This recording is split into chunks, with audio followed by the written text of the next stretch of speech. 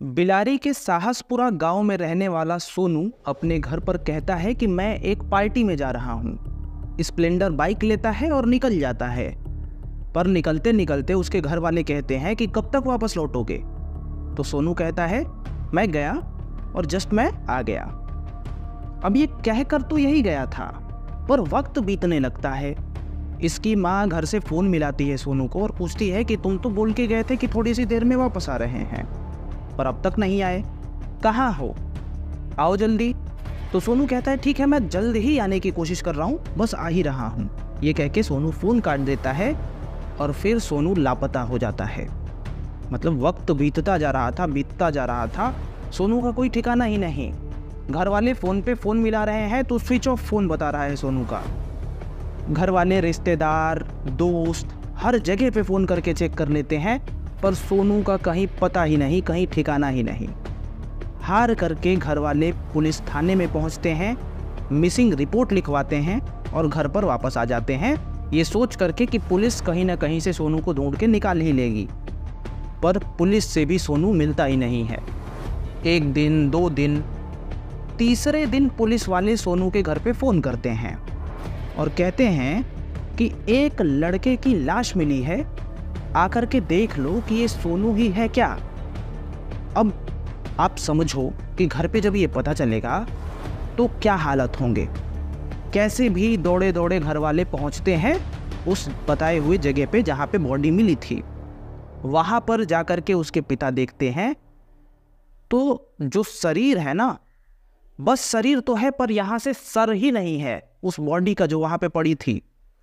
Body पे एक भी कपड़ा नहीं है, आसपास न जूता चप्पल कुछ भी नहीं है, सिर्फ एक बॉडी पड़ी है, ये नहीं है, और कपड़ा वपड़ा कुछ भी नहीं। तो ये देख करके सोनू के पिता वहाँ पर पहले तो घबराते हैं, लेकिन वो ये तय नहीं कर पाते कि क्या ये सोनू ही है या फिर कोई और है।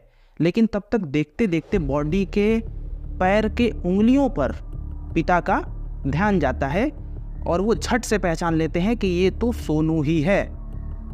और फिर परिस्थिति आप समझ ही सकते हो कि लड़का सिर्फ और सिर्फ भगवान के पास ही नहीं गया है, जो यहाँ पे दुर्दशा है, जो सर नहीं है, कुछ भी नहीं है, आप समझ सकते हो कि घर वालों पर क्या बीता होगा। खैर पुलिस को तो ये पता चल जाता है कि ये सोनू ही है, पर आगे का मामला क्या है। अब पुलिस तुरंत सोनू के घर वालों से स्टेटमेंट लेती है और पूछती है कि क्या आपको कहीं शक है क्या कि कोई आपके लड़के के साथ या फिर आप लोगों के साथ ऐसा कर सकता है।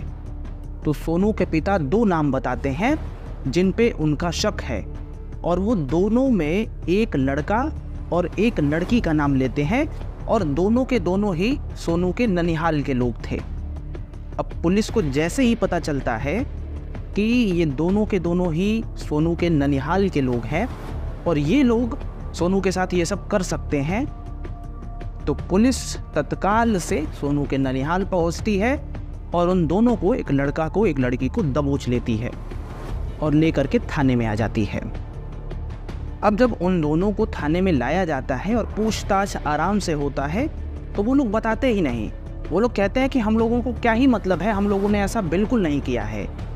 लेकिन पुलिस का तो आप जानते ही हैं, पुलिस अपने रूप में आकर के जब पूछताछ करना शुरू करती है, बातों में बातें फंसाते फंसाते एक समय ऐसा आता है कि ये दोनों अपना धैर्य भूल जाते हैं, धैर्य खो जाते हैं और पुलिस के सामने ये कन्फ्रंट कर लेते हैं कि हाँ, सोनू के जो हालात हैं वो हमने ही उसके साथ ऐसा किया है। अब सबसे बड़ा प्रश्न यही होता है पुलिस के सामने कि आखिर इतनी बदतर चीज पुलिस के साथ तुम लोगों ने कर कैसे दी, सोनू के साथ तुम लोगों ने कर कैसे दी। और तब जाकर के ये खुलासा होता है कि किस प्रकार से सोनू के साथ ये सब इन लोगों ने किया। पहले ये समझ लीजिए, फिर पुलिस वाले पूछते हैं कि क्यों किया। तो पहले किस प्रकार से ये इतनी बड़ी घटना को अंजाम दिया गया, ये देखिए। सोनू के पिता जो 2 लोगों पे शक किए थे, उसमें से एक थी महनाज और एक उसका भाई था।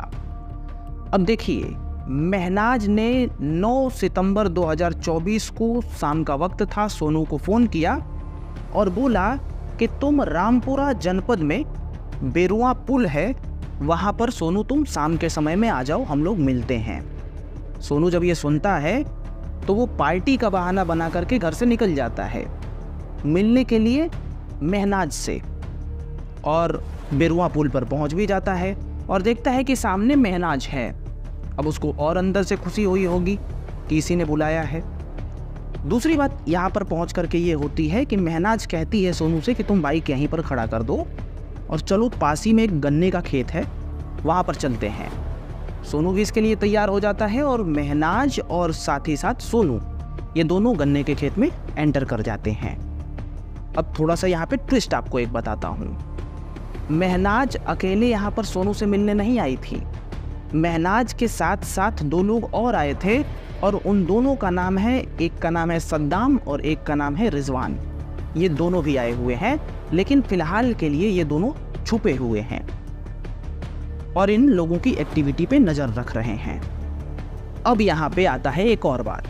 जैसे ही सोनू और महनाज गन्ने के खेत में घुसते हैं, यहाँ इधर सद्दाम और रिजवान दोनों के दोनों सोनू पर टूट पड़ते हैं। यहाँ तक कि जिसने बुलाया था महनाज ने, वो भी सोनू पर टूट पड़ती है। यानी तीनों लोगों का षड्यंत्र था और तीनों लोग सोनू पर टूट पड़ते हैं। इस हद तक टूट पड़ते हैं कि यहाँ पर पिटाई होती है पहले तो, और अंततः यहाँ पर ये काम किया जाता है कि कुछ ही आधा घंटे में धड़ से अलग कर दिया जाता है।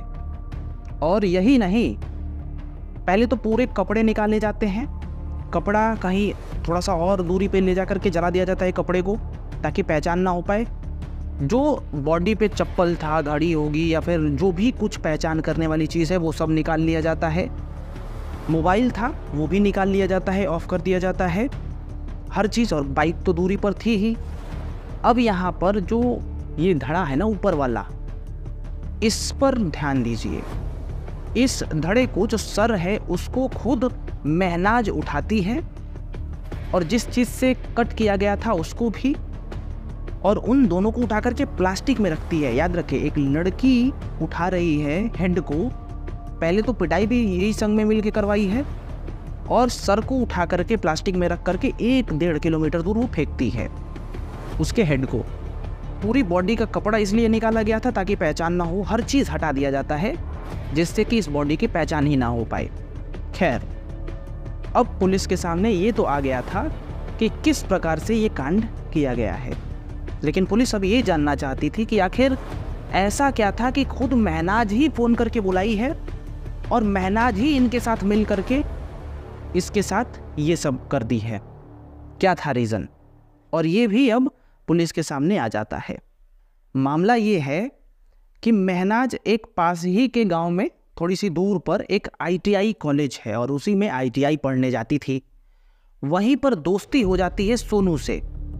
अब सोनू और इनमें ज़्यादा दोस्ती हो जाती है और एक समय पे इन लोगों का कहना है कि महनाज को पास में बिठा करके वो फ़ोटो ले लेता है 1-2 और उसी फ़ोटो को वायरल करने का, उसी फ़ोटो को इधर उधर भेजने की धमकी देता है और ब्लैकमेल करता है महनाज को। ठीक है ना, ब्लैकमेल करने लगा था महनाज को सोनू। और इसी वजह से महनाज ने अपने भाई सद्दाम और सद्दाम का एक दोस्त है उसको भी साथ लिया और इन तीनों ने मिलकर के ये षड्यंत्र रचा कि ऐसे ऐसे करके बुलाते हैं। और तभी महनाज ने उसे फ़ोन किया था मिलने के लिए, वो आई और फिर ये सब हो गया। यहाँ पर देखिए, इन लोगों ने जो स्टेटमेंट दिया था ना, इसके अनुसार वो सिर्फ ब्लैकमेल कर रहा था, पर सोनू के जो पिता हैं उनका नाम है सब्बिर। सब्बिर ने कहा था कि मेरे बेटे का महनाज के साथ में अफेयर है और वो अफेयर उसके भाई को भी पता है। और इसी वजह से जब बॉडी मिली थी तो सोनू के पिता सब्बिर दोनों पे शक जताए थे कि वही दोनों हो सकते हैं जो ऐसा कर सकते हैं। तो इसमें लव एंगल पिता ने बताया है और उन लोगों ने बताया कि वो ब्लैकमेल कर रहा था, और तब ये सब मिला करके ये सब कांड होता है और ये मामला सामने आता है। खैर, आजकल मैं कुछ ज़्यादा ही देखने लगा हूँ, जहाँ पर लव एंगल चल रहा है वहाँ पर ये भी वाला एंगल चल जा रहा है। अमूमन जितने भी केसेस आ रहे हैं उसमें से मैं कह सकता हूँ कि सब कुछ जोड़ जाड़ के 60% तक प्रेम वाले ही केस आ रहे हैं और प्रेम में ये सब हो जा रहा है। जितने भी मैं केस आ रहा है उसकी बात कर रहा हूँ। बाकी में 40% एक्सीडेंट ले लो, ये लो लो वो ले लो, पर 60% ऐसे ही केसेस आ रहे हैं। यानी प्यार करना भी आजकल क्या से क्या हो गया है।